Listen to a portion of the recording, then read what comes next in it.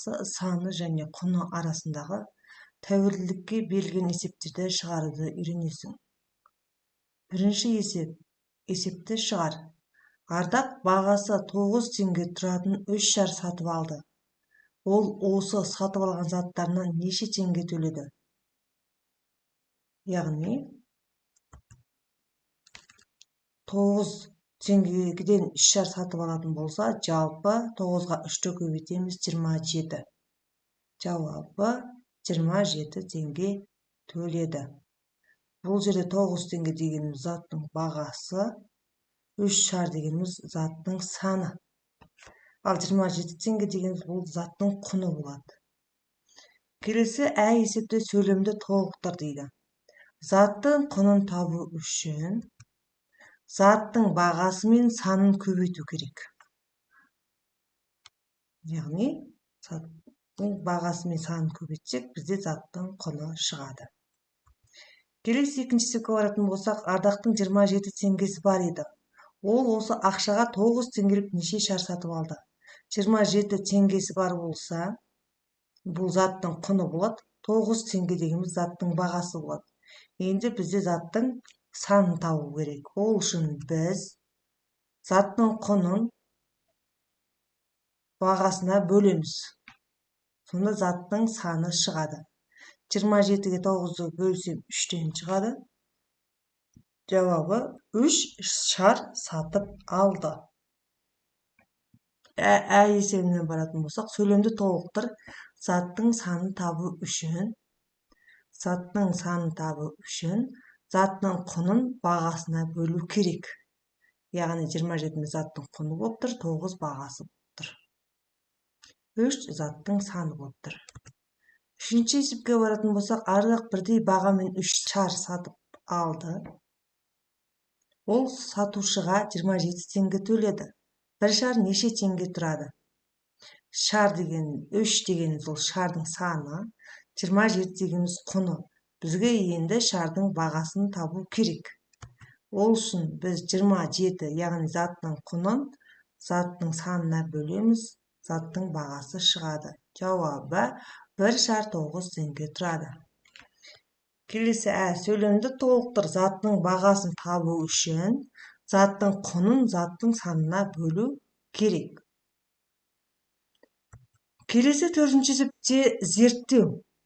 Шамалардың белгісіз мәндерін тап. Бұл жерде бізде кесте берілген. Заттарымыз дәптер, сызғыш, ұштағыш. Бағасы берілген, дәптердің саны берілген, құны. Құнын шығару үшін біз бағасы мен санын көбейтеміз. 30-ға 3-ті көбейтеміз. Яғни дәптердің құны 90 теңге екен. Келесі бізде сызғыштың құны берілген, саны берілген, бағасын табу үшін біз құнын санына бөлеміз. Яғни 800 теңгені 8-ге бөлеміз. Бағасы 100 теңге болады екен, сызғыштың бағасы.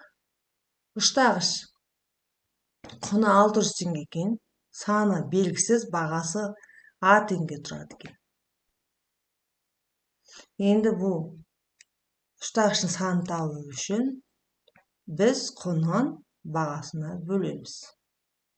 Түсінікті шығар деп ойлаймын. Балалар, келесі 5-ші есепке барамыз. Тиісті амалдар таңбасын қой. Яғни көбейту қойсақ, 3 4 12 10-нан үлкен. Келесі есепке баратын болсақ, 5 санына тең болу керек. 10-ды 2-ге бөлсек, 5-ке тең болады екен. Келесі есепте 5-тен кіші болу керек. 36-ны 9-ға бөлсек, 4-тен, яғни 4 5-тен кіші болады. Келесі 32.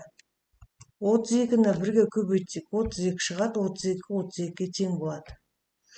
Келесіге баратын болсақ, А-ны 1-ге көбейтсек, А-ның өзі шығады. А-ға 1-ді қоссақ, А қосылған 1-іміз үлкен болады. Келесі есепте А мен Б-ны қоссақ, және Б мен А-ны қоссақ, екеуі тең болады. Қосылғыштардың орны өзгергенмен қосындының мәні өзгермейді. Анам әрқайсысы 200 теңге тұратын 4 кәдесый сатып алды. Анам осы кәдесыйларды неше теңгеге сатып алды? Осы есепке кері есептер құрастыр.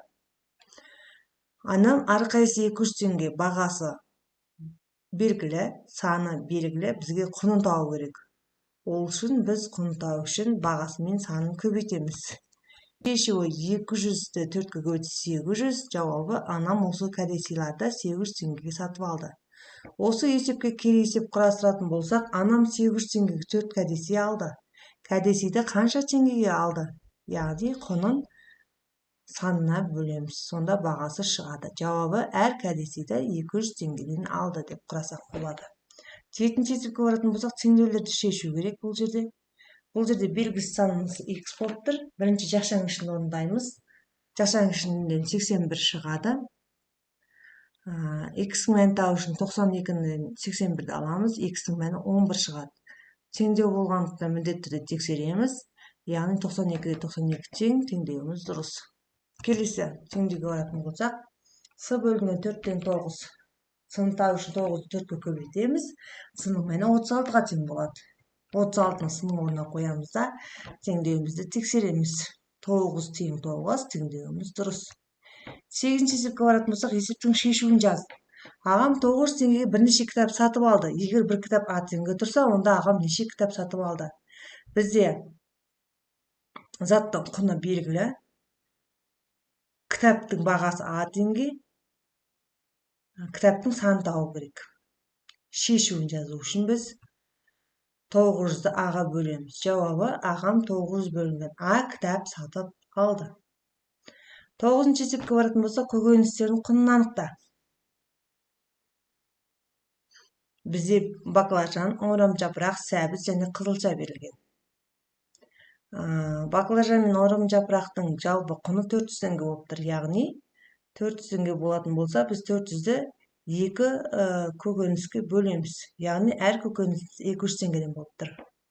Келесі баклажан мен сәбіз, бұл жерде көкөніс болып тұр. 2 көкөніс. Баклажан мен сәбізде 200 теңгеден 400 теңге болып тұр.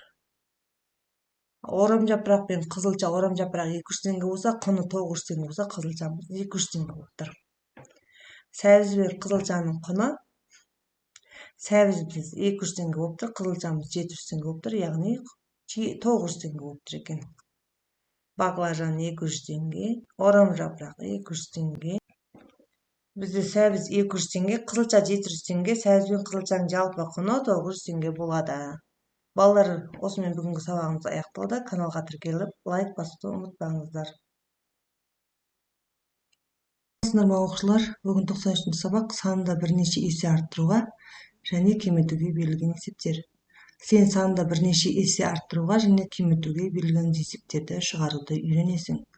Бірінші есептегі сурет бойынша сұрақтарға жауап бер. Шаршылар нешеу?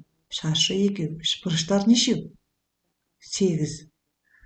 Үшбұрыштар қанша болса, шаршылар да сонша болу үшін 2 шаршыдан неше рет алу керек? 2 шаршыдан 4 рет алу керек. 2 көбейту 4 тең 8 теңдігі нені білдіреді? Ол шаршының санын білдіреді. Шаршылар қанша болса, әр топта сонша үшбұрыш болатындай етіп, үшбұрыштар санын неше топқа бөлу керек? 4 топқа бөлсе болады. 8-ді 2-ге бөлсек 4 теңдігі, бұл үшбұрыштардың топтарының саны. Екінші есепті, есептің шығару үлгісіне қара. Жандос кітапханадан 6 кітап алды, ал Самал одан 3 есе кем кітап алды. Самал кітапханадан неше кітап алды? Яғни 3 есе кем десе, біз алдына 3-ге бөлеміз. Сонда Самал 2 кітап алды.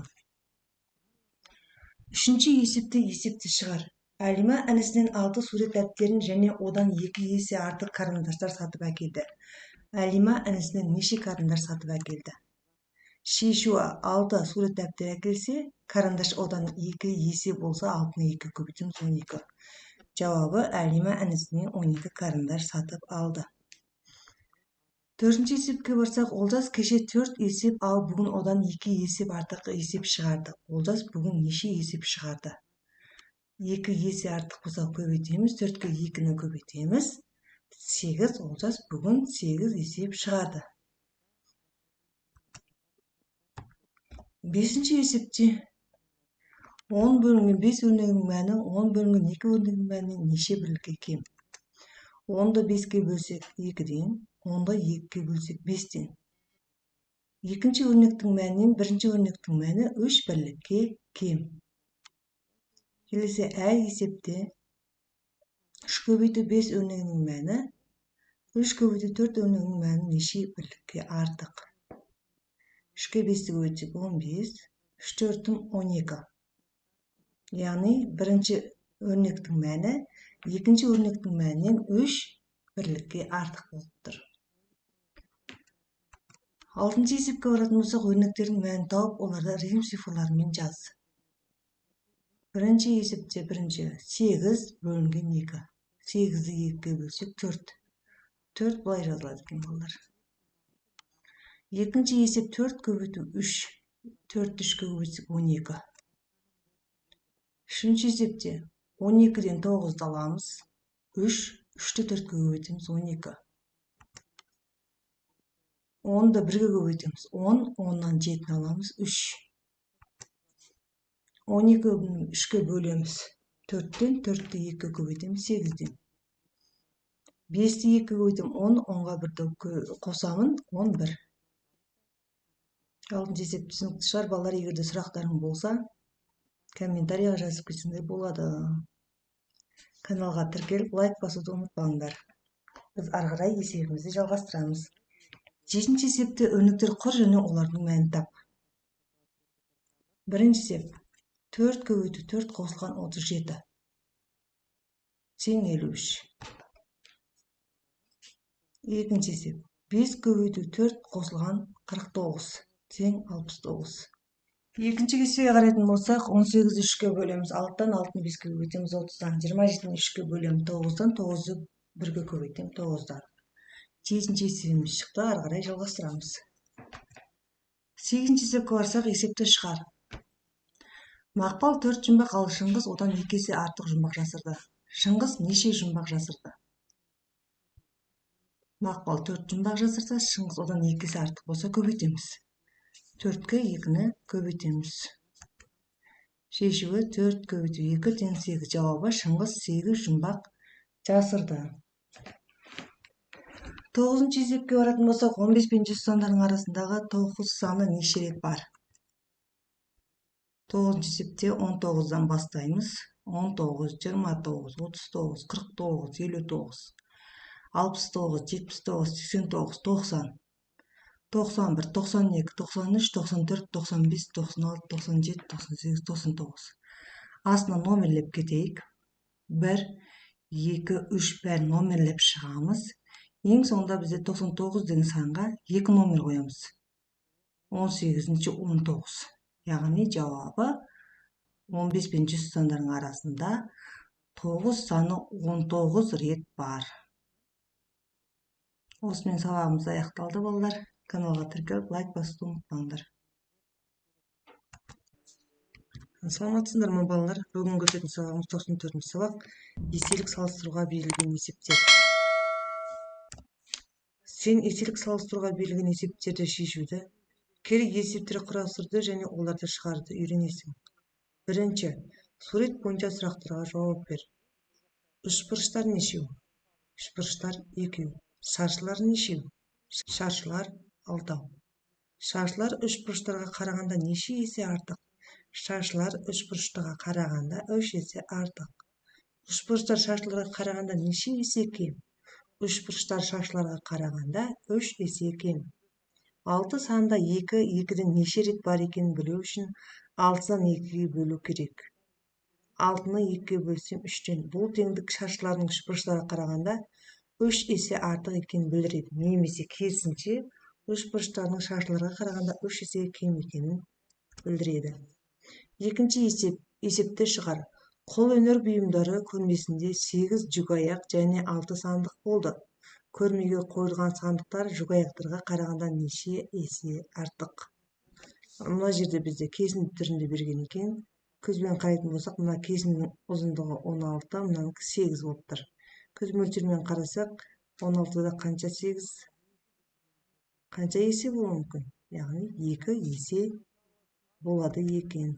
Оның шешуі былай шығады екен. Оны табу үшін 16-ның 8-ге бөлеміз 2-ден шығады. Жауабы 2 есе артық. Яғни көрмеге қойылған сандықтар жүк аяқтарға қарағанда 2 есе артық. Яғни 16-та 8 2 рет бар деген сөз. Бір санның екінші саннан неше есе артық немесе неше есе кем екенін білу үшін үлкен санды кіші санға бөлу қажет. Үшінші есепте 45 саны 9-дан неше есе артық? Ол үшін 45-ті 9-ға бөлуіміз керек. Шешуі 45 бөлінген 9 тең 5, жауабы 5 есе артық. Әді 7 саны 28-ден неше есе кем? Үлкен саннан кіші санды бөлеміз, яғни 28-ге 7-ні бөлеміз. 4-тен жауабы 4 есе кем. Төртінші есепте есепті шығар. Дүкенде 15 тостаған және одан 3 есе кем табақ сатылды. Дүкенде неше табақ сатылды? 3 есе кем болса бөлеміз, 15-ті 3-ке бөлеміз. Шешуі 15-ті 3-ке бөлсек 5, жауап дүкенде 5 табақ сатылды. Үшінші есепте кесіндінің ұзындығын өлшейік. Ұзындығы осы кесіндінің ұзындығынан 2 есе кем кесіндісіз. Яғни осы кесіндіге тең жартысына сызуға болады. Бірінші кітаптан сызғышпен өлшеп аламыз. Мысалға, мына кесіндінің ұзындығы 10 см болса, онды 2-ге бөлсек 5 см шығады. 5 деп кесінді сызып алсақ болады, 5 см кесінді. Егерде мысалға 12 см болса, 12-ні 2-ге бөліп 6 см-ға 2 есе кіші қылып астына 6 см кесінді сызамыз. Егерде қандай да бір сұрақтарыңыз болса, комментарийға жазып, каналыма тіркеліп, лайк басуды ұмытпаңдар.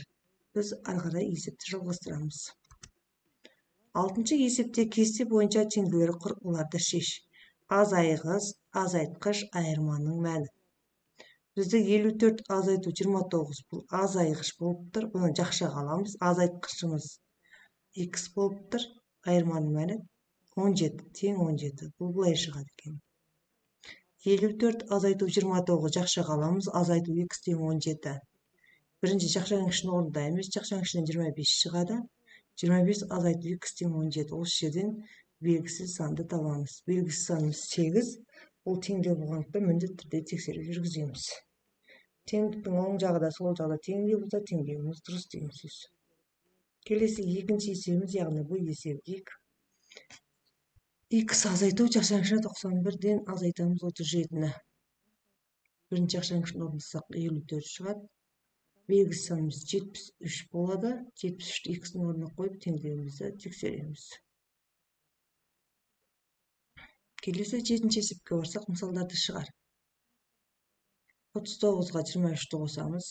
62-ден 59 аламыз. 3 шығады. Екінші есеп 27-ні 3-ке бөлетін болсақ, 9-дан 3 9-ым 27. 9-ды 4-ке бөлсек, 4 9-ым 36. Келесі үшінші есепте 52-ге бөлсек 100, 100-ден 99 алсақ 1 шығады. 8-ші есепке барсақ, есепті шығар. Дүкенде 6 ожау және 18 табақ сатылды. Дүкенде ожауға қарағанда табақ неше есе артық сатылды? Ол үшін біз 18-ді 6-ға бөлеміз. 3-тен жауабы 3 есе артық сатылды. Яғни дүкенде ожауға қарағанда табақ 3 есе артық сатылды. Осымен сабағымыз аяқталды. Каналға тіркеліп, лайк басуды ұмытпаңыздар. Саламатсыздар ма балалар? Бүгін 96-шы сабақ көбейту мен бөлудің белгісіз компоненттерін табуға берілген есептер. Сен көбейту мен бөлудің белгісіз компоненттерін табуға берілген есептерді шығаруда керек есептер құрастыруды және шығаруды жалғастырасың. Бірінші есепті шығар. Зергер 30 білезік жасады. Ол осы білезіктердің әрбіреуінде бесеуден болатындай етіп бірнеше қорапшаға салды. Неше қорапша қажет болды? Яғни біз бір жерде бөлу амалын орындаймыз. 30-ды 5-ке бөлеміз, 6-тан жауабы 6 қорапша қажет болды. Екінші есеп. Зергер 30 білезікті 6 қорапшаға тең бөліп салды. Зергер әр қорапшаға неше білезіктен салды? Ол керек есеп болады. Бұл жерде 36-ға бөлеміз. 5-тен жауабы әр қорапшаға 5-тен білезік салынды. Үшінші есеп. Бір және екінші салыстырмалардағы есептерге көбейту амалымен байланысты бір есептен құрастыр. Сызбаларын жаса. кері амал құрастыратын болсақ, зергер білезіктер жасады. Ол білезіктерін алды қорапшаға 5-тен салды. Зергер жалпы қанша білезік жасады? Яғни әр қорапшаға 5-тен салатын болса, бізде 6 бөлігіміз тұр. 6 бөлік. Шешуі алдына 5-ке көбейтеміз. 30-дан жауабы жалпы 30 білезік жасады деп кері есеп құрастырып шығарсақ болады. Төртінші есепте, бұл жерде есепті шығар. Зергер көрме залындағы 4 үстелдің әрбіреуіне 6 жүзік қойды. Зергер үстелдегі барлық неше жүзік қойды? Шешуі А есеп екен. 4-ті 6-ға көбейтем, 6 4 24. Жауабы зергер үстелдегі барлығы 24 жүзік қойды. Каналыма тіркеліп лайк басуды ұмытпаңдар. Біз арғылай есепті жалғастырамыз. Төртінші есептің әсінде зергер 24 жүзікті көрме залындағы бірнеше үстелге бөліп қойды. Егер ол әр үстелге 6 жүзіктен қойса, онда зергерге неше үстел қажет болды? Бұл А есепке кері есеп. Мұны шығаратын болсақ, 24-ті 6-ға бөлеміз. 4-тен жауабы зергерге 4 үстел керек болды. Зергер 24 жүзікті көрме залындағы 4 үстелге қойды. Әр үстелге қанша жүзіктен қойды деп кері есеп шығарсақ, біз 24-ті 4-ке беріп тең алды. Жауабы зергер әр үстелге 6 жүзіктен қойды деп жауабын жазсақ болады. Бесінші есепте А бөлінгіші 24, бөлгіші 3, 4, 6, 8 деп алып, бөлінудің мәнін тап. Міне 24 бөлінгіш, бөлгішіміз 3, 24 3-ке бөлсек 8-ден, бөлгішіміз 4 деп алған кезде 6-дан, бөлгішіміз 6 деп алсақ 4-тен, бөлгішіміз 8 деп алсақ 3-тен келеді. Келесі А есепке баратын болсақ, көбейткіштер 9 және 5, көбейтінің мәнін тап. 9 5-ке көбейтеміз, көбейтінің мәні 45-ке тең болады. Б есепке баратын болсақ, бөлінгіш 28, бөлінудің мәні 7, бөлгішті табу үшін біз бөлгіш белгісі болғандықтан x деп аламыз. X табу үшін 28-ді 7-ге бөлеміз, x-тің мәні 4, 4 x-тің орнына қойып теңдеуімізді тексереміз. Алтыншы есепке барсақ, тапсырманы орында 16-ға арттыр, 16-ға арттыр дегеніміз жай ғана арттыр деп тұр, біз қосамыз. Ал екінші кестеде 8 есе кеміт деп тұр. Есе болса, біз кеміт десе бөлеміз. Кеттік. 24-ке 16-ны қоссақ 40, 37-ге 16-ны қоссақ 53, 76-ға 16-ны қоссақ 92, 83-ке 16-ны қоссақ 99. Екінші кестенің есебінде 16-ны 8-ге бөлсек 2-ден, 24-ті 8-ге бөлсек 3-тен, 32-ні 8-ге бөлсек 4-тен, 40-ті 8-ге бөлсек 5-тен шығады екен. Келесі 7-ші есепке барсақ, тиісті амалдар таңбасымен белгісіз санды тап. 17-тен 8 алсақ 9, 15 шығусын 9-ға 6-ны қоссақ 15 шығады екен. 8-ші есепте есептерді шығар. Көрмеге 36 алқа қойылды, олар күніне 4-ден бірнеше күнде сатылды. Алқалар неше күнде сатылды десе, біз 36-ны 4-ке бөлеміз 9-дан. Сонда жауабы алқа 9 күнде сатылды. 8-ші есептің А есебіне баратын болса, көрмеге қойылған алқалар күні 4-тен 9 күнде сатылды. Неше алқа сатылды? 4-ті 9-ға көбейтеміз 36, жауабы 36 алқа сатылды. Ойлан тап есебіне баратын болсақ, 9-ші есепте 2 сан 4 рет қолданып, 4-ті қалай шығарып алуға болады? Көрейік. 2-ні 2-ке көбейтсек 4, 4-ті 2-ке көбейтсек 8, 8-ді 2-ке бөлсек 4-тен. 2 санымыз бұл жерде 4 рет қолданылып тұр. Балалар, осымен сабағымыз аяқталды. Каналыма тіркеліп лайк басуды ұмытпаңыздар. Келесі сабақта кездескенше. Саламатсыздар ма оқушылар? Бүгін өтетін сабағымыз 97 сабақ. Тура және жанама түрде тұжырымдалған есептер. Сен артық немесе кем қатынастарымен байланысты тура және жанама түрде тұжырымдалған есептерді шығаруды үйренесің. Бірінші есепте шығар. Бірінші күйші 10 күй, ал екінші күйші одан 4 күйді артық орындады. Екінші күйші неше күй орындады? Осы есепті шығарылайық. Шешуі. Бірінші күйші 10 күй орындаса, екінші күйші одан 4 күйді артық орындаса, екінші күйші 14 күй орындаған болады. Жауабы екінші күйші 14 күй орындады. Екінші есепте бірінші күйші 10 күй орындады. Ол екінші күйшінің орындағанынан 4 күй кем.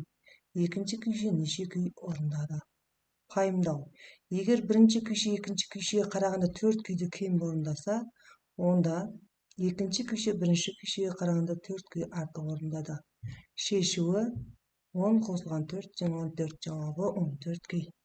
Бұл жанама түрде тұжырымдалған есеп. Үшінші есепте бір және екінші тапсырмалардағы есептерді пайдаланып, жанама түрде тұжырымдалған есеп құрастыр және шығар. Құрастырып көрейік. Екінші күйші 14 күй орындады. Бұл бірінші күйшіден 4 күй артық орындады. Бірінші күйші неше күй орындады десек, шешуін былай шығарсақ та болады. Бірінші күйшінің күйі белгісі болғандықтан x деп аламыз. Оған екінші күйші 4 күй артық орындапты. 4-ті қосамыз. Бұл екінші күйшінің орындаған күйімен тең деп алайық. Бұл жерде x табамыз. Теңдеу құрып жібереміз. Теңдеудегі белгісі санды табамыз. 14-тен 4-ті аламыз. X-тің мәні 10 болады. 10-ға 4-ті қоссақ 14. Яғни жауабы бірінші күйші 10 күй орындаған деп алсақ болады олар.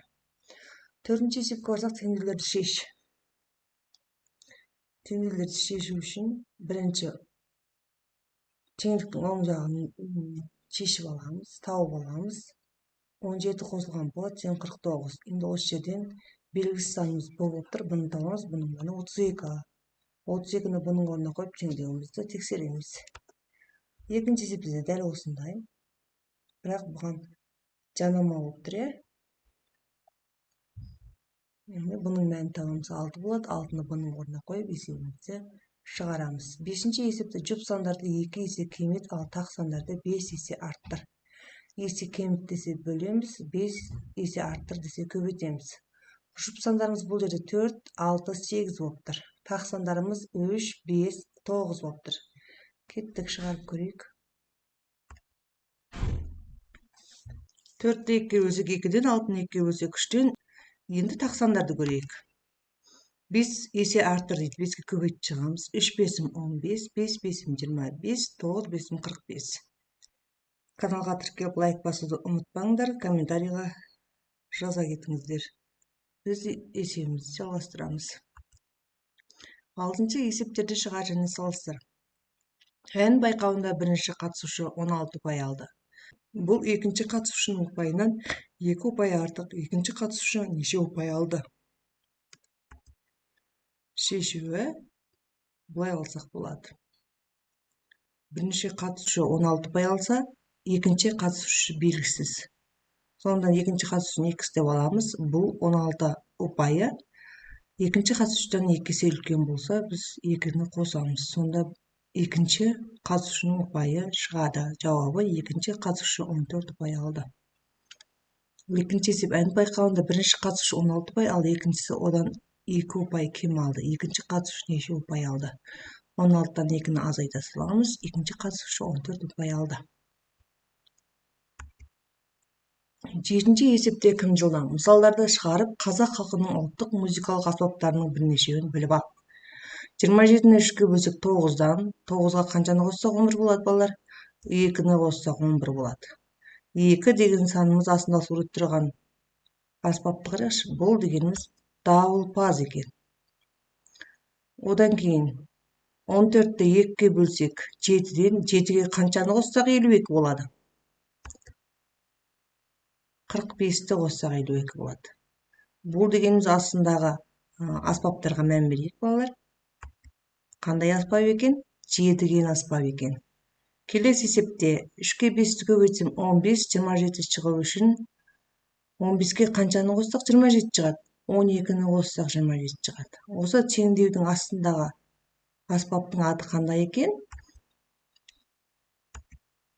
салыстырма екен балдар. Келесі 28-ді 4-ке бөлсек 7-ден, 18-ге 7-ні қоссақ 25. Бұл қандай аспап екен? Қобыз екен. Келесі 3-ке 4-ті көбейтсек 12, 12-ні 2-ке бөлсек 6-дан. Бұл аспап домбыра екен. Осымен балдар, бүгінгі сабағымыз аяқталды. Каналға тіркеліп лайк басуды ұмытпаңдар. Келесі сабақта кездескенше. Саламатсыздар ма балдар? Бүгін 98-ші сабақ тура және жанама түрде тұжырымдалған есептер. Сен есе артық немесе есе кем қатынастарымен байланысты тура және жанама түрде тұжырымдалған есептерді шығаруды үйренесің. Бірінші есепті шығар. Тігінші 4 шапан және одан 3 есе артық камзол тікті. Тігінші неше камзол тікті? Шешуі. 3 есе камзол тіксе 4-ті 3-ке көбейтеміз 12. Жауабы тігінші 12 камзол тікті. Екінші есепті шығар. Тігінші 12 камзол тікті. Бұл шапандарға қарағанда 3 есе артық. Тігінші неше шапан тікті? 12-ні 3-ке бөлеміз. 4-тен тігінші 4 шапан тікті. Келесі 3-ші есепке барсақ, бірінші және екінші тапсырмалардағы есептерді салыстыр, қорытынды жаса. Яғни, бірінші есепте көбейту болып тұр, екінші есепте бөлу болып тұр, балалар. Қолымша өздерің ойларың болса, айтып кетсеңдер болады. Төртінші есепте есепті теңдеу құрып шығар. Күбіде 15 литр қымыз бар. Бұл тоғызсықтағы қымызға қарағанда 3 есе артық. Торсықта неше литр қымыз бар? Шешуі. Бұнда бұл жерде теңдеу шығар деп тұр. Теңдеу шығарғанда міндетті түрде бізде белгісіз сан болу керек. Сол үшін 3-ті x-қа көбейтеміз, есе артық деп тұр. Бұл 15 литр қымызға тең болып тұр күбідегі. Ол жерде белгісіз санды табамыз, белгісіз санымыз 5 болады. Яғни жауабы торсықта 5 литр қымыз бар. Осылай шығарсақ та болады, балалар. 5-ші жазулар бойынша есептері құрастыр. Бірінші есептің шешуі тұр, шешулер тұр. Біз есеп құрастыруымыз керек. Біріншіге бұлай құрастырып көрсек болады, балалар. Жәшікте 13 килограмм алма бар. Бұл себеттегі алмадан 3 килограмм артық. Себетте неше килограмм алма бар? Екінші есепте жанама есеп. Себетте 10 килограмм алма бар. Ол жәшіктегі алмадан 3 килограмм кем. Жәшікте неше килограмм алма бар? Осылай шығарсақ болады екен, балалар. Тағы да басқа өздерің жанама жауаптарың болса, әрине орында қабылдауға болады. Алтыншы есепте теңдеулерді шеш. 5 көбейту с тең 35. Бізде бұл жерде с белгісіз сан болып тұр. 35-ті 5-ке бөлеміз, яғни белгісіз санымыз 7-ге тең. 7-ні белгісіз санның сының яғни орнына қойып, теңдеуді тексереміз. Екінші есепте x азайту 19 тең 27 азайту 9. Бұл жерде теңдіктің оң жағын шығарып аламыз алдымен. Сол кезде x азайту 19 тең 18 болады. X тау үшін азайту 19-ымыз оң жаққа ауысқанда плюс қосылған 19 болып қойылады. Сонда бізде мәніміз 37 болады. Белгісіз санды x-тің орнына қоямыз да теңдеуіміз. Тексереміз. 37-тен 19-ды аламыз. 18. 27-тен 9-ды аламыз. 18. Теңдеуіміз дұрыс. Келесі теңдеуде бірінші жақшаныштың орында аламыз. 42-ден 17-ні алсақ 25. Одан кейін барып y табамыз. 34 жерде 25, мияқта керісінше азайту 25 болып ауысады. Белгісіз санымыздың орны 9 болды. 9-ды y-тің орнына қойып теңдеуімізді тексереміз. Түсінік шығар, балалар, Каналыма тіркеліп лайк басуды ұмытпаңыздар. Сұрақтарыңыз болса комментарийға жаза кетсеңдер болады. Біз ары қарай есепті жалғастырамыз. 7-ші есепті теңдеу құрып шығар. Торсықта 5 литр қымыз бар. Бұл күбідегі қымыздан 3 есе кем. Күбіде неше литр қымыз бар? Шығарып көрек, теңдеу құрып дейді. Яғни 3 есе кем деп тұр бізде. Күбіде, жалпы күбіде қанша литр қымыз бар дейді, ол белгісіз. Сондықтан белгісіз санды біз 3-ке бөлсек, бізде торсықтағы қымыз шығады. Белгісіз санымыз 2, керісінше бізде бөліміміз көбейту болып ауысады. Сонда 3 5-іміз 15. Жауабы күбі де 15 литр қымыз бар. 8-ші есепте сөз жұмбақты шеш. Өрнектің атауы. Қосынды деп алсақ болады. Тәуліктің бөлігі бізде күн немесе түн. Мысалға біз күн деп алдық, түн деп алсақ та болады. 3-ші арифметикалық амал. Көбейту. Арифметикалық амалдар бізде не бар еді, балалар? Қосу, азайту, көбейту, бөлу. Келесі 4 сан дейді. 4 әріптен тұратын сан. 7 шама. Бізде қандай шамалар бар еді? Жылдамдық, уақыт, жүрілген жол, ұзындық, салмақ. Қайсысы келеді екен? Ұзындық келеді екен. Геометриялық фигура. Естеріңіздер балалар, геометриялық қандай фигуралар бар еді? Бұрыш. Теңдік емес, теңдік болмаса демек ол не? Теңсіздік. Бұл жерде бізде қандай сөз шықты? Сүйінші деген сөз шықты. Сүйінші деген қандай мағынаны білдіреді балалар? Сүйінші деген қандай мағынаны білдіреді балалар? Жақсы жаңалықты жеткізу. Сүйінші деп аталады. Естігендерің бар ғой, сүйінші деп сұрап жатады. Яғни жақсы жаңалықты жеткізу сүйінші дегеніміз. 9-ші есепте қай суреттегі үшбұрыштар саны артық? Ойлан тап дейді. Бірінші үшбұрышты санап көрейік. Жалпы сыртымен 1 үшбұрыш, 2 үшбұрыш, 4 үшбұрыш, мынаумен 5 үшбұрыш, мынаумен 6 үшбұрыш, мынаумен 7 үшбұрыш,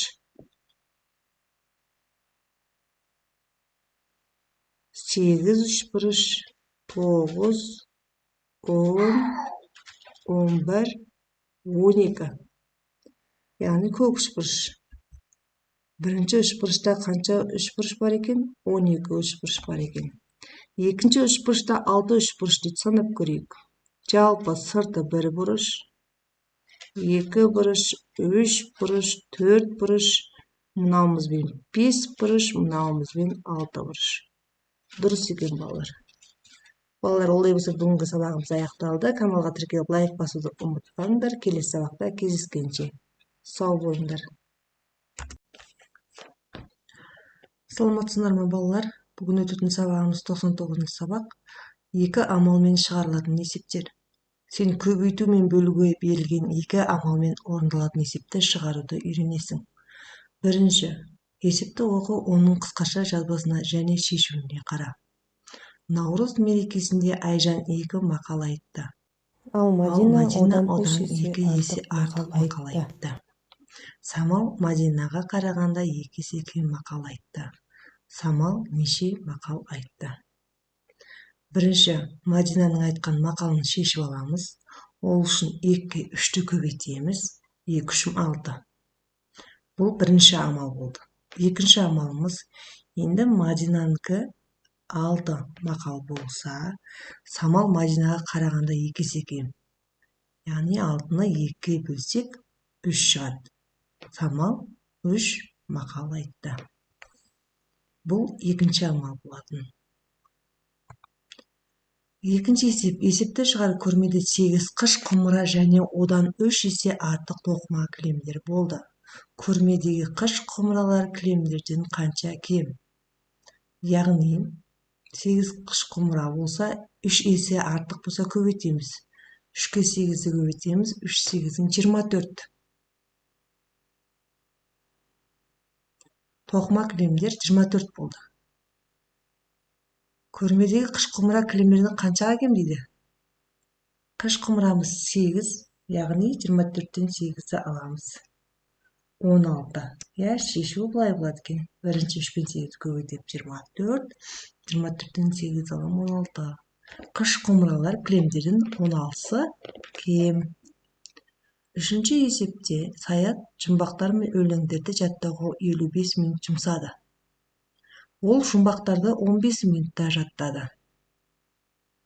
Яғни, жалпы 55 минуттан 15 минутта алып тастаса 40 минут болды. Яғни, өлеңдерді ол 40 минут жаттаған. Ал әрбір өлеңді жаттауға 8 минут уақыт жұмсаса, Саят неше өлең жаттады? 40-ты 8-ге бөлсек, Саят 5 өлең жаттады деп осылай шешсек болады. Не балалар? Келесі. 4-ші есепте есепті шығар. Әселде 50 теңге және 20 теңге болды. Ол 60 теңгеге карандаш сатып алды. Әселден неше теңге қалды? Бірінші әселде жалпы қанша теңге бар екен білу үшін 50-ге 20-ны қосамыз, 70 теңге дейміз. Ол 60 теңге карандаш алса, 70-тен 60 азайтып тастаймыз, 10 теңге. Әселде 10 теңге қалды. Каналыма тіркеліп лайк басуды ұмытпаңдар. Біз ары қарай жалғастырамыз. 5-ші есеп амалдардың орындалу реті бойынша өрнектер құр, олардың мәнін тап. 32 12-ні қоссақ 45. 45-те 5-ке бөлсек 8.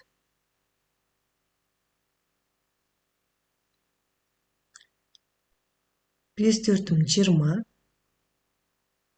62-ден 58 алсам 4. 4 5-ім 20. 35-ті 7-ге бөлсем 5-тен 3 5-ім 15. 6-ші есепте амалдарды орында. 6 дециметрден 2 дециметр 4 сантиметрді аламыз. Бұл жерде дециметрден дециметрді азайта саламыз. 6 дециметрден 2 дециметрді алсақ 4 дециметр қалады. 4 дециметр 4 сантиметр. Екінші есепте 1 центнерден азайтамыз 7 килограмның 4 есесін. 1 центнерде бізде 100 килограмм бар, я?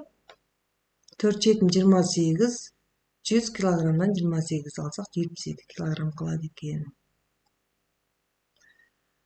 5 жыл 4 ай, 3 жыл 13 ай дейді. 5 жыл 4 ай, бізде 3 жыл 13 ай дегеніміз 13 айда 1 жыл бар, 1 жылды 3 жылға қосамыз, 4 жыл 1 ай шығыптыр. 4 жыл 1 айды 5 жыл 4 айдан азайтамыз. Сонда 1 жыл 3 ай қалады екен. 25 жыл 6 жылды 3 еселейміз, 6 жыл 18, 25-тен 18 алсақ 7 жыл. 7-ші есеп. Есепті шығар. Концертке 3 қыз қатысты. Бұл ұлдарға қарағанда 3-ке кем. Концертке қатысқан ұлдар саны қыздарға қарағанда неше есе артық. Яғни бізде ұлдардың саны белгісіз. Ұлдарға қарағанда қыздар 3 есе кем болса, белгісіз санын 3-ті азайтамыз. Бұл қыздар саны шығып тұр. Енді белгісіз саны тауып үшін біз 3-ке 3-ті қосамыз 6, яғни ұлдар саны 6 болып тұр. Ал қыздар қанша есе болатын болса, қыздар 3, ұлдар 6 болса, есе артығын тауып үшін бөлеміз бір-біріне, 6-ны 3-ке бөлеміз 2-ден. Жауабы ұлдар қыздарға қарағанда 2 есе артық. 8-ші есепте ойлан тап. Әдебиеттік оқу сабағында Айбек, Лаура, Мәди және Гүлзат қазақтың ұлттық киімдері туралы білетіндерін айтты. Айбек, Лаура, Гүлзат шапан туралы айтқан жоқ. Айбек, Лаура, Гүлзат шапан туралы айтпаса, Мәди шапан туралы айтқан демек. Сәукеле туралы Айбек пен Гүлзат айтқан жоқ.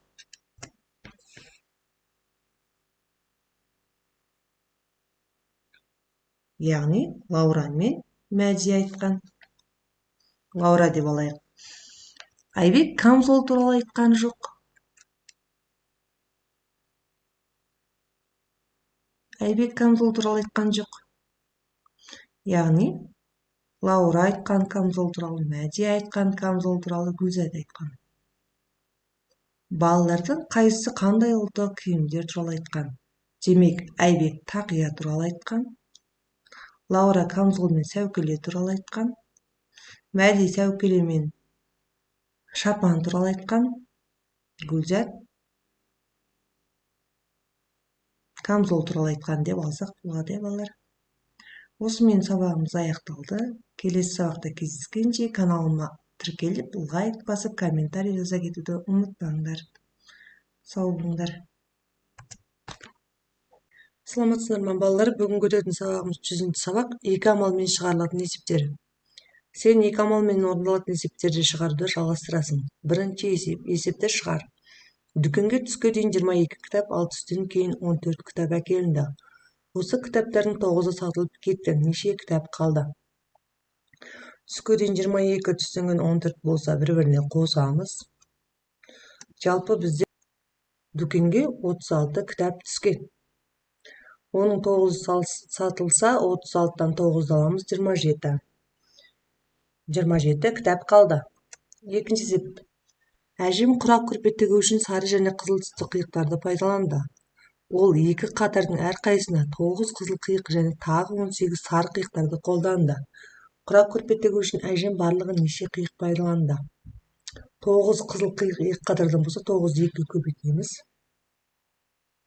18 қиық, тағы 18 қиық пайдаланса, 18-ді 18-ге қосамыз, 36 барлығы 36 қиық пайдаланды.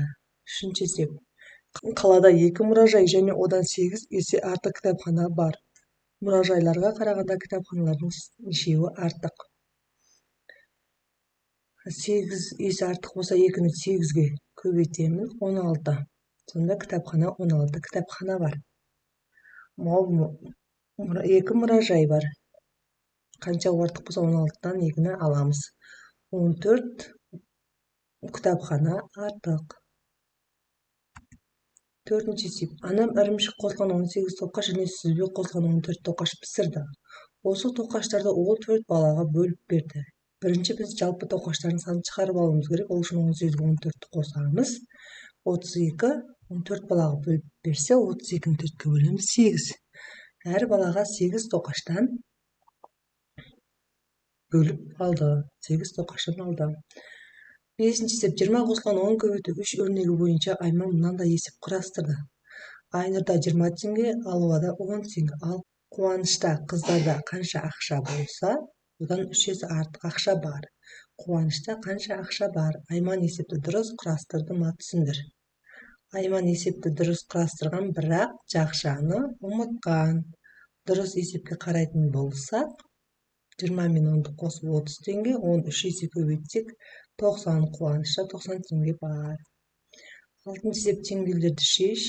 Бұл жерде теңдеулерде белгісіз санымыз болады. Жақшаның ішін бірінші орында аламыз. 24. Аның мәнін табамыз. Аның мәні 96. 96-ны аның орнына қойып теңдеуімізді шығарамыз. Екінші теңдеуде осылай, дәл осылай бірінші оң жағын есептеп аламыз. Белгісіз санымызды табамыз. Орнына қойып есептейміз. Жетінші есепке ауысайық. Каналыма тіркеліп лайк басуды ұмытпаңдар, балалар.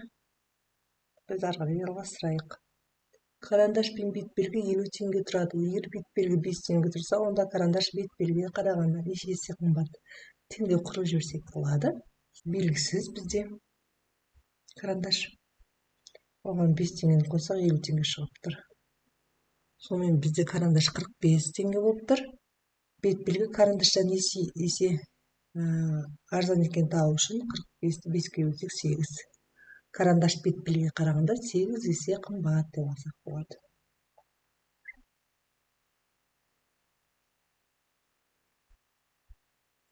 Сұрақтарың болса, комментарийға жазып кетсеңдер болады, балалар. Келесі есеп. Мысалдарды шығарып, қазақтың ақын жазушыларын қандай өлеңдер мен шығармалар жазған біл. Абай Құнанбаев, Ыбырай Алтынсарин, Бердібек Соқпақбаев. Бірінші Абай Құнанбаевтың теңдеуін шешіп көрейік. Бұл жерде аның мәні 5-ке тең екен. Аның орнына 5-ті қойып есепті шығара саламыз. 4 5-ім 20, 20-ға 35-ті қосам 55. Яғни қандай өлең бар екен Құнанбаевның? Қыс. Келесі. 76 азайту 18 бөлінген x, x-ің мәні 2-ге тең екен. X-ің орнына 2-ні қоямыз. Бірінші бөлу амалы орындалады. 18-ге 2-ні бөлсем 9, 76-тан 9-ды алсам 67. Бұл дегеніміз Кел балалар оқылық. Ыбырай Алтынсарин. Келесі 45 қосылғансы көбейту 3. Соның мәні 4-ке тең. Бірінші көбейту амалы орындалады. 3 4 12, 45 12-ні қосамын, 57. Бердібек Соқпаевтікі менің атым Қожа деген шығармалар бар екен. Осымен балалар сабағымыз аяқталды. Келесі сабақта кездескенше. Саламатсыздар ма балалар? Бүгін өтетін сабағымыз 101-ші сабақ. 2 амалмен шығарылатын есептер. Сен 2 амалмен орындалатын есептерді шығаруды жалғастырасың. Бірінші есеп, есепті шығар. Мектепте қазақтың салт дәстүрлері деп аталатын сайыс өтті. Оған әр сыныптан 4 баладан 8 сыныптың оқушылары қатысты. Бірінші сайыстан кейін 12 оқушы шығып қалды. Сайыстың келесі айналымына неше бала өтті? Яғни бізде әр сыныптан 4 бала болса, 8 сынып қатысса, 8-ді 4-ке көбейтеміз. 32. Бірінші сайыстан кейін 12 оқушы шығып қалса, яғни 32-ден азайтамыз 12-ні. 20 қалады. Жауабы сайыстың келесі айналымына 20 бала өтті. Келесі есеп. Есепті шығар. Айнұрдың 43 теңгесі бар. Ағасы оған тағы 57 теңге берді. Бұл ақшаға Айнұр 2 құрт сатып алды. Бір құрт неше теңге тұрады? Ол үшін Айнұрда жалпы қанша теңге бар екенін шығарып алуымыз керек. 43 теңгеге 57 теңгені қосамыз, 100 теңге. 2 құрт алатын болса, бір құрттың бағасын шығару үшін 100-ді 2-ге бөлеміз. Яғни 100-ді 2-ге бөлсек 50 теңге. Бір құрт 50 теңге тұрады. Есепті шығар. 2 тәрелкеде 28 бауырсақ болды. Тәрелкелердің бірінен бірнеше бауырсақ алғаннан кейін 2 тәрелкеде 7 бауырсақтан қалды. Тәрелкелердің бірінен неше бауырсақ алынды? 2 тәрелкеде 28 бауырсақтан болса, бірнеше бауырсақ алынды бірінен. Теңдеу ретінде шығарып көрейік. 28-ді 2-ге бөлсек, 2 тәрелкеде 14, 14-ден бауырсақ болды дейік, 2 тәрелкеде. Енді осы бір тәрелкеден бірнеше бауырсақ алғанда, одан 7 бауырсақ қалды. Енді қанша бауырсақ алғанын шығару үшін біз белгісіз санды табу үшін 14-ден 7-ні аламыз, 7 қалды. Сонда бір тәрелкеден 7 бауырсақ алса, 4 бауырсақ болатын, 7 бауырсағын алса, 7 бауырсақ қалды. Басқа тәсілмен де есептеп шығарып көрсеңдер болады. Сондықтан жауабы тәрелкелердің бірінен 7 бауырсақ алынды. 4-ші есеп. Мына өрнек бойынша есеп құрастыр және оны шығар. Яғни бұл есепке сәйкес келетін мысал келтірсеңдер болады. Мысалға, былай алсаңдар болады балалар. Санжарда 40 теңге бар. Ал ол алғысы келетін бет белгінің бағасы одан 5 есе арзан. Санжар бір бет белгімен бірге тағы да 20 теңгеге дәптер қосып сатып алды. Жалпы Санжар қанша ақша жұмсады? Яғни Санжарда 40 теңге болатын, ал оның алғысы келген бет белгісі 5 есе арзан болса, 40 теңгені 5-ге бөлсек 8. Сонда бір бет белгінің бағасы 8 теңге екен. Енді сол бір бет белгімен қосып ол тағы бір дәптер сатып алды дейді 20 теңгеге. Сонда Санжар қанша теңге жұмсап отыр? 28 теңге жұмсады. 5-ші есепті шығар. Театрдың 2 кассасында концертке 800 билет болды. Бірінші кассадан 200 билет сатылғанда, онда 100 билет қалып қойды. Алғашында кассаларда неше билеттен болды? Бірінші 200-ге 100-ді қосып алайық. Сатылған билетіміз 200. 100-ді қоссақ 300. Бірақ бір кассада 300 билет болған, Ал енді бізде жалпы 800 билет болған. Оны қалай шығарамыз? 800-ден 300 алып тастасақ 500. Сонда екінші кассада 500 билет болған. Бірінші кассада 500 болмаса, екінші кассада 300 билеттен болған деп алсақ та болады. 6-ші есепте мектеп кітапханасында 12 қазақ батырлары және 15 әлем ертегілері кітаптары болды. Кітапханашы осы кітаптарды 3 сыныпқа теңдей бөліп таратты. Әр сынып неше кітаптан алды? Яғни біз жалпы кітаптардың санын біліп алуымыз керек. Ол үшін қазақ батырлары мен әлем ертегілері кітаптардың санын қосамыз. 12, 15'ti қосамыз қанша болады? 27. Енді оны 3 сыныпқа бөлетін болса, біз 3-ге бөлеміз. Сонда әр сынып 9 кітаптан алады екен. 7-ші сызбалар бойынша амалдарды орында. 32-ге 23-ті қосамыз, 55. 55-тен 19 аламыз қанша? 36. Келесі. 8-ді 2-ге бөлеміз.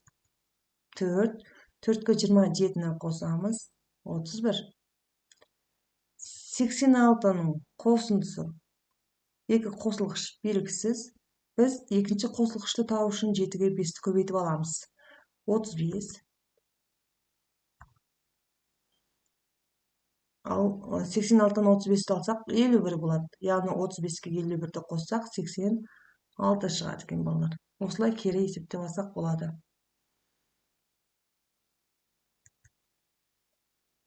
8-ші есеп. Теңдеулерді шеш. Бірінші теңдеуде біз бірінші жақшаның орындап аламыз. 19-ға 19-ды қоссақ 38. X-тау үшін 55-ге 38 қосамыз. X-тің мәні 93. 93-ті X-тің орнына қойып теңдеуімізді тексереміз. Екінші теңдеуде теңдеудің бірінші оң жағын шешіп аламыз. 47-ден 17-ні алсақ 30. Белгісіз санымыз бұл жерде Y болып тұр. Y-тау үшін 30-дан 17-ні азайтамыз. Y-тің мәні 13-ке тең. 13-ті Y-тің орнына қоямыз да теңдеуімізді тексереміз. 9-ші есепке барсақ. Анам 4 литр қымыздан 3 есе артық шұбат және шұбатқа қарағанда 6 есе кем сүт сатып алды. Анам неше литр сүт сатып алды? 4 литр қымыз, одан 3 есе артық шұбат болса, 4-ті 3-ке көбейтсе қанша болады? 12. Яғни шұбат 12 литр шұбат болды. Шұбаттан қарағанда 6 есе кем сүт сатып алды. Шұбатымыз 12 литр болса, 6 есе кем болса, 12-ні 6-ға бөлеміз 2-ден.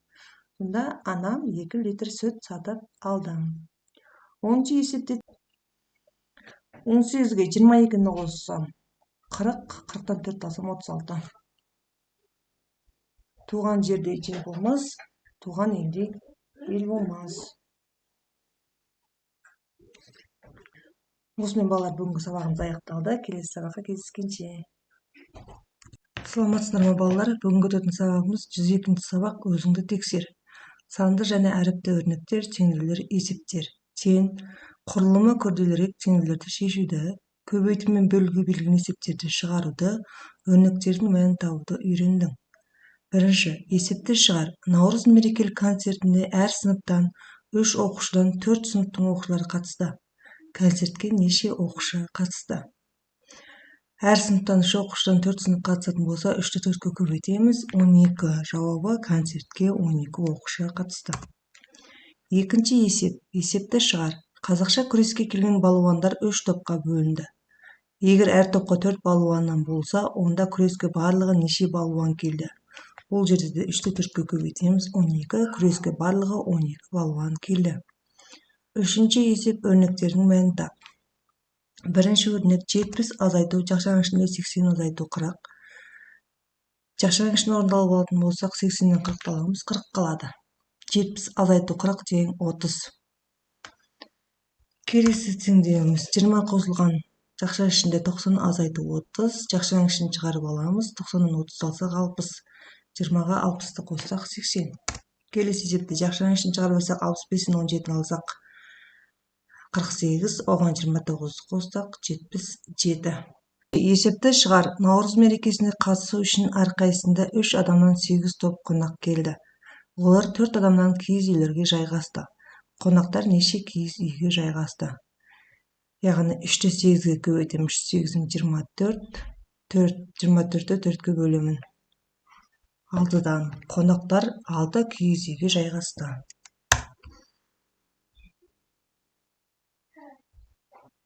Есепте теңдеулерді шеш. Белгісіз сан табу үшін бірінші жақшаның ішін орындап аламыз. 96 азайту 37. 59 шығады. Белгісіз санымыз 32 болады. 32-ні белгісіз санның орнына X-тің орнына қойып теңдеуімізді шешеміз. Екінші есепте y қосылған жақшаның ішінде 62 азайту 27 тең 36. Жақшаның ішін орындайтын болсақ, 62-тен 27-ні алатын болсақ 35.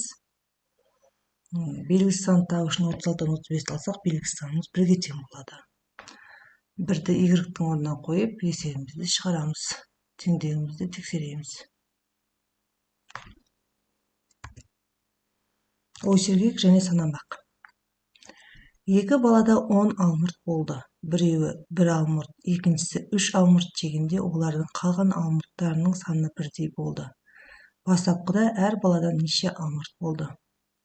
Бірінші жеген алмұрттарын қосып аламыз. 1-ге 3-ті қоссақ 4. Енді оны жалпы алмұрттан аламыз. 10-нан 4 алсақ 6. Енді 6-ны 2-ге бөлеміз. 2 балаға бөлеміз. 3-тен келді. Енді бізде 3 алмұрт қалатын болса, оның жеген алмұрттарын қосамыз. 3-ге 1-ді қоссақ 4, 3-ге 3-ті қоссақ 6. Жауабы бастапқыда бір балада 4 алмұрт, екінші балада 6 алмұрт болған. 1, 2, 3, 4, 5 цифрларын бір рет қана пайдаланып, мысалды қалпына келтір. Сонда бірінші және екінші қосылғыштар 2 таңбалы сандар, ал үшінші қосылғыш 1 таңбалы сан болсын. Бізде бұл жерде қосылғыштар екен. 60-қа тең екен. Қосындының мәні 60-қа тең. Бұлай алсақ болады. Бірінші қосылғышта 21, екінші қосылғышта 34. Бірінші қосылғыш пен екінші қосылғыш 2 таңбалы сан болсын деп тұр. Ал үшінші қосылғышта 1 таңбалы сан болсын деп тұр. 21-ге 34-ті қоссақ 55, 55-ке 5-ті қоссақ 60. Үшінші есепте қос ұяшықтарды толтыр. Енді бұл жерде бізде үшбұрыштыда қатар сандарды қосқанда 12 деген сан шығу керек. Бізде бұл жерде үшбұрыштыда қанша орын бар санап аламыз? 1, 2, 3, 4, 5, 6. Яғни 1 мен 6 санының арасын аламыз деген сөз. 1, 2, 3, 4, 5, 6. Мына жерде 5 өзі белгілі, 6 белгілі. 6-ға 5-ті қоссақ 11, 12 шығу үшін мына жерге 1-ді қойдық. 6 мен 4 өз орнында тұр. 6-ға 4-ті қоссақ 10, 12 шығу үшін 10-ға 2-ні қостық. Сандар қайталанбау керек. 4 пен 5 өзі тұр. 5-ге 4 қоссам 9, 12 шығу үшін 9-ға 3-ті қосам. Тексеріп шығамыз. Қайталанған жоқ сандар 1, 3, 4, 5, 6. Үшбұрыштың мына қабырғасын қоссақ та 12 шықты. Мына қабырғасын қоссақ та 12 шықты. Табанын қоссақ та 12 шықты. Мына жерде бізде қанша шеңбер бар? 1, 2, 3, 4, 5, 6, 7, 8, 9 шеңбер бар. Яғни 1 мен 9 санының арасын аламыз. Сандар қайталанбау керек. Қосындылары 17 шығу керек. Мына жерде енді бізде 2 мен 1 өзі тұр. 2-ге 1-ді қоссақ 3. 3-ге 5-ті қоссақ 8. 9-ға 8-ті қоссақ 17 дұрыс шығып тұр. Үшбұрыштың бір қабырғасы. Екінші қабырғасы 1-ге 7-ні қоссақ 8, 8-ге 6-ны қоссақ 14, 14 күшті қоссақ 17. Табаны 2-ге 4-ті қоссақ 6, 8-ге 6-ны қоссақ 14, 14-ге 3-ті қоссақ 17 дұрыс. Мына жерде де 1 мен 9 санының арасын аламыз.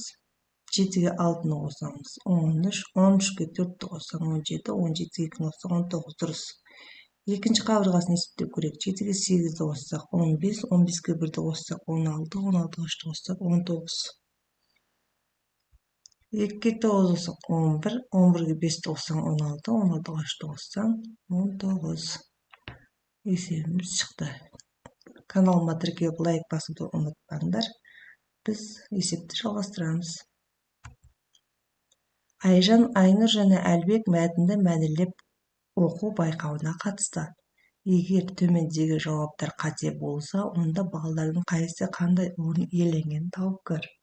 Айжан 1-ші немесе 3-ші орын алды? Әлбек бірінші орын алды, екінші орын алды Айнұр. Енді біз бұл жерде тұрған орнына қарай орын берсек болады. Айжан бірінші тұр. Айжанға бірінші орын, екінші Әлбек екінші орын, Айнұрға үшінші орын алды деп берсек болады. Балалар, осымен сабағымыз аяқталды. Келесі сабақта кездескенше каналға тіркеліп лайк басуды ұмытпаңдар. Саламатсыздар ма балалар? Бүгінгі өтетін сабағымыз 103-104 сабақтар. Өткен материалды қайталау, бекіту. Сен өткен материалды қайталайсың және бекітесің. Бірінші, дәптерге екі қызыл нүкте белгіле. Осы нүктелер арқылы түзу жүргіз. Осындай неше түзу жүргізуге болады? Түзу жүргізу үшін екі нүкте арқылы бір түзу жүргізуге болады. Дәптерге үш нүкте белгіле. Әрбір екі нүкте арқылы түзулер жүргіз. Сонда сенде неше кесінді шықты? Үш нүкте белгілесек, біз үш кесінді белгілей аламыз. Екінші есеп. Екі оқушының әрқайсысы қағаздан 9 тіктөртбұрыштың моделін қиып алды. Балалар неше тіктөртбұрыш қиып алды? 2 9-ды көбейтеміз, 2 9 18. 18 тіктөртбұрыш қиып алды. Үшінші есепте. Сандар тізбегін құр және жаз. 3-тен бастап 33-ке дейін алдыдан қоса отырып. 3-3-ке алтыны қоссақ 9, 9-ға алтыны қоссақ 15, 15-ке алтыны қоссақ 21, 21-ге алтыны қоссақ 27, 27-ге алтыны қоссақ 33. 33-ке кеп тоқтаймыз, өйткені бізге 33-ке дейін деп тұр. Келесі. 4-тен бастап 39-ға дейін 7-тен қоса отырып. 4-ке 7-ні қоссақ 11, 11-ге 7-ні қоссақ 18, 18-ге 7-ні қоссақ 25, 25-ке 32-ні қоссақ 7-ні қоссақ 32, 32-ге 7-ні қоссақ 39. Келесі Б есеп. 35-тен бастап 3-ке дейін 8-ден азайта отырып. Керісінше бұл жерден азайтамыз. 35-тен 8 азайтсақ 27, 27-тен 8 азайтсақ 19, 19-дан 8 азайтсақ 11, 11-ден 8 азайтсақ 3. В есебінде 46-тан бастап 1-ге дейін 9-дан азайта отырып болса, 46-тан 9 азайтсақ 37, 37-ден 9 алсақ 28, 28-ден 9 алсақ 19, 19-дан 9 алсақ 10, 10-нан 9 алсақ 1. Міне осылай шығарамыз. Каналға тіркеліп лайк басуды ұмытпаңдар. Біз есебімізді жалғастырамыз. Төртінші есеп. 4, 6, 8, 10 сандарын бірден өзге бірдей қосылғыштардың қосындысы түрінде жаз. Қосынды көбейтіндімен алмастыр. Бірдей қосылғыштар деп тұр. 4 болу үшін біз 2-ге 2-ні қоссақ 4 болады. Бірдей қосылғыш болу керек. 3-ке 3-ті қоссақ 6, 4-ке 4-ті қоссақ 8, 5-ке 5-ті қоссақ 10. Көбейтін түрінде алатын болсақ 2-ні 2-ге көбейтсек 4, 2-ні 3-ке көбейтсек 6, 4-ті 2-ге көбейтсек 8, 5-ті 2-ге көбейтсек 10. 5-ші есепте кестелерді толтыр. Көбейткіш бөлінгіштерден берген екен. Көбейткіш болса бізде екінші көбейткішті табу үшін көбейтіннің мәнін көбейткішке бөлеміз. 6 шығады. Көбейтіннің мәнін көбейткішке бөлеміз. 3 шығады. 6-ны 3-ке көбейтеміз. 18. Келесі екінші кестеде бөлінгіштер 12-ні 3-ке бөлсек 4-тен 3-ке 5 көбейтеміз бұл жерде 15, 18 6-ға бөлеміз 3-тен. Келесі 6-шы есепте теңдік тура болатындай етіп жақшыларды қой. 4 болу үшін біз 10-нан 2-ні алсақ 8, 8-ді 2-ге бөлсек 4. 5 шығу үшін 17-ден 2-ні алсақ 15, 15-ді 3-ке бөлсек 5. Келесі есепте 2-ге 3-ті қоссақ 5, 5-ке 4-ті көбейтсек 20. 7-ші есепте өрнектер құр және олардың мәнін тап. 3 пен 7-нің көбейтіндісінен 9-ды азайту. 3 7 21, 21-ден 9 алсақ 12. 8 мен 3-дің көбейтіндісін 4-ке бөл. 3 8-ден 24, 24 плюс 6. 9-шы есепте шамалардың белгісіз мәндерін тап. Бағасы белгілі, саны белгісіз, құны белгілі. Саны табу үшін біз құнын бағасына бөлеміз. 4-тен келеді 4 9 36. Келесі карандаштың бағасы бұл жерде шар, карандаш, хат қалта беріліп тұр. Карандаштың құнын табу үшін 20-ны 4-ке көбейтеміз. 80. Хат қалтаның бағасы құны белгілі, саны белгілі, бағасын табу үшін бізде 100-ді 5-ке бөлеміз 20. Сонда бір хат қалтаның бағасы 20 теңгеден болып тұр.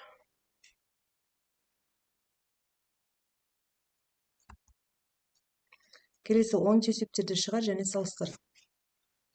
Саят жұмбақ жасыру байқауында бірінші күні 6 ұпай жинады. Бұл екінші күні жинаған ұпайына қарағанда 3 есе кем. Саят екінші күні неше ұпай жинады? 6-ны 3-кө көбейтсек 18. Жауабы Саят екінші күні 18 ұпай жинады. Екінші есепте. Саят жұмбақ жазу байқауында бірінші күні 6 ұпай, екінші күні одан 3 есе артық ұпай жинады. Саят екінші күні бірінші күнге қарағанда неше ұпай артық жинады дейді. Бұл жерде де 6-ны 3-кө көбейтсек 18 деп, жауабы Саят екінші күні бірінші күнге қарағанда 12 ұпай артық жинады деп алсақ болады. 11-ші есепте өрнектердің мәнін тап. Бұл жерде 3 көбейту x, x-тің мәнін берілген екен. X-тің орнына 4-ті қоямыз да өрнегімізді шығарамыз. 3-4-тің 12. Келесі есепте x-ті 9-ға бөлем, x-тің мәні 27, 27-ті 9-ға бөлеміз 3-тен. 12 теңдеулерді түсіндіре отырып шеш. Бірінші теңдеу x бөлінген 3 тең 8. X-ті табу үшін біз 8-ді 3-кө көбейтеміз. X-тің мәні 24-ке тең болды. 24-ті x-тің орнына қоямыз да теңдікті тексереміз. Келесі екінші есепте x көбейту 3 тең 15. X табу үшін 15-ті 3-кө бөлеміз. X-тің мәні 5-ке тең болды. 5-ті x-тің орнына қойып теңдеуімізді тексереміз. 18 бөлінген x тең 2. X табу үшін 18-ді 2-ге бөлеміз. X-тің мәні 9-ға тең болады. X-тің орнына 9 қойып 18-ді 9-ға бөлсек 2-ден. Келесі теңдеуді бірінші ақшаның ішіне орындап аламыз. 54-тен 8 алсақ 46. X-қа 46-ны қосамыз. Тең 48.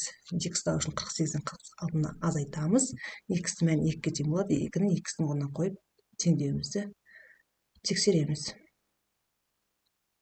Осымен балалар бүгінгі сабағымыз аяқталды. Каналға тіркеліп лайк басуды ұмытпаңдар. Келесі сабақта кездескенше.